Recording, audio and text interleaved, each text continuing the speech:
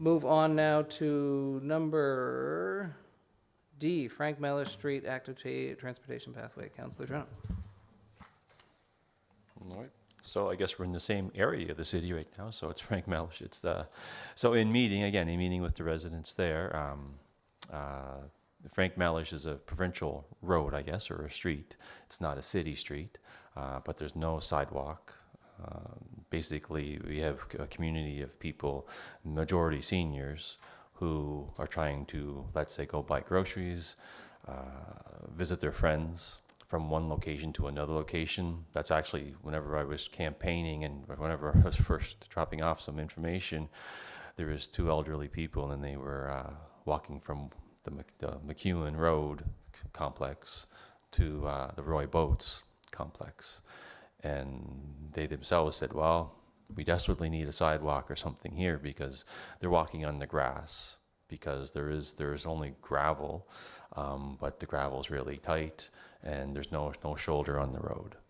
And so I guess you can picture that being wintertime.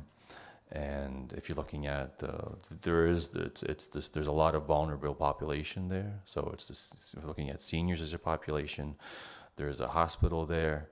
Now there's a shelter there, right? And the fact that there is no sidewalk. And with the manor right now, there's a cycling without age program, which basically takes a trishaw, which is the width of two bicycles or more. Well, two people can sit in front. And so it requires more width to be protected.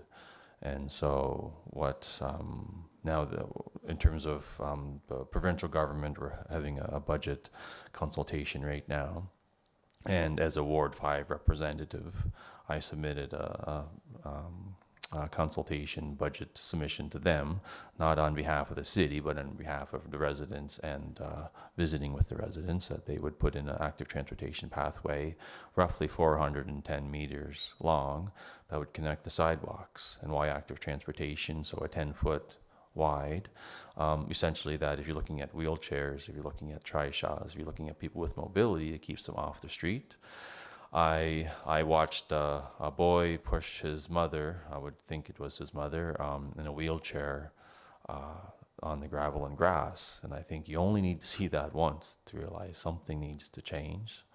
And that highlighted, and of course the residents are telling me, well, if there's people with walkers and wheelchairs and they're doing it all the time, I didn't see that, but I certainly trust that that is happening.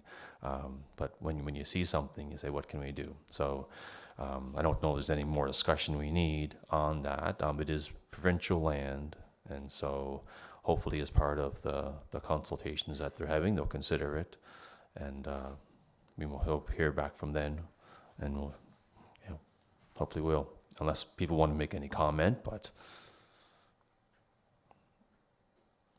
Yeah, I think that's helpful. So thank you again for giving us an update on that. There's information and update. Any comments, questions from council? Just, that is provincial land there, right? I think. Yeah, and I think when we were talking about that, we had asked for a sidewalk to go in at that time, so I believe I mentioned it. So. So Frank Mellish runs, how long Frank Mellish runs? So, whole length? The section that Councillor Trenholm is talking about goes from Roy Boats, which goes up to, but it's that portion where the hospital is over to McEwen Road, Okay. not the other section. Not That's the right. section to the Shelter, Mm-hmm. yeah. So,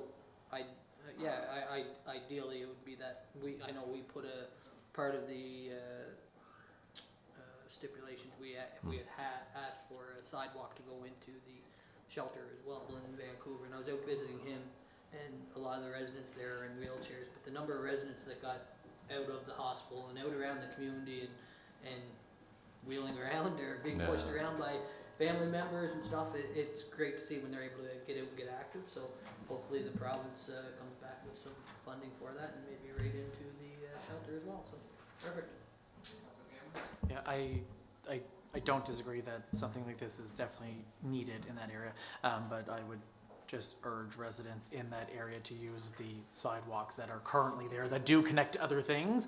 So if you, I mean, it might be the long way around to get to where you might want to go, but if the concern is safety, then there are sidewalks in the area that can lead you to where you would like to go. And until the province is willing to either put a sidewalk or maybe a lovely 10-foot wide active transport lane, they should probably use the infrastructure that is currently there just for their own safety. Thank you, council.